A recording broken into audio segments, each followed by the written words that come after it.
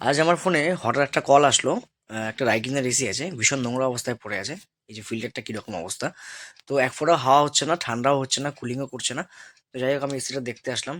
এসিটা দেখতে এসে আমি সার্ভিসিং চালু করে দিলাম। প্রায় 6 থেকে 7 বালতি জল দিয়ে পরিষ্কার করার পরে এরকম অবস্থা, কিন্তু এর নিচে যে এখনো এই ময়লাগুলো রয়েছে না, দেখে মনে হচ্ছে কোনো কয়লা কারখানাতে এসিটা ইনস্টল করেছে। যাই হোক, তারপরে আমি এসিটা ভালো মতো পরিষ্কার করলাম।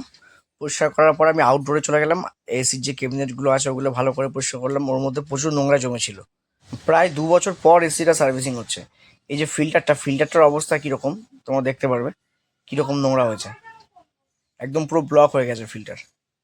যাই হোক, ফিল্টার পরিষ্কার করার পর পুরো পরিষ্কার। যাই হোক, আমি তোমাদের বলবো, যারা এসি ব্যবহার করো, তোমরা মোটামুটি বছরে 2টো সার্ভিসিং করবে, 2টো করে জেট পাম্প সার্ভিসিং করবে, তাহলে মোটামুটি এসিটা ভালোই পরিষ্কার থাকে আর কারেন্টটাও কম কম পড়ে আর কি। ইনডোরটার অবস্থা যেমন তেমন, কিন্তু আউটডোরটা ভীষণই খারাপ ছিল। এত নোংরা ছিল আউটডোরে, এই যে দেখতে পাচ্ছ পুরো কাদা গোলা জল বেরিয়েছে আউটডোর থেকে। এটা নিয়ে কবালতি জল হলো 10 বালতি। প্রায় 10 বালতি জল দিয়ে সার্ভিসিং করার পরও এই যে এরকম অবস্থায় এরকম কাদা বেরোচ্ছে। নিশ্চয় দেখবে একদম পুরো কাদা ভর্তি হয়ে গেছে। এই যে পুরো কাদাটাই কিন্তু এসি থেকে বেরিয়েছে। আর আপনাদের যদি এসিটা সার্ভিসিং না করা হয়ে থাকে, তাহলে আমাকে এসএমএস করতে পারেন।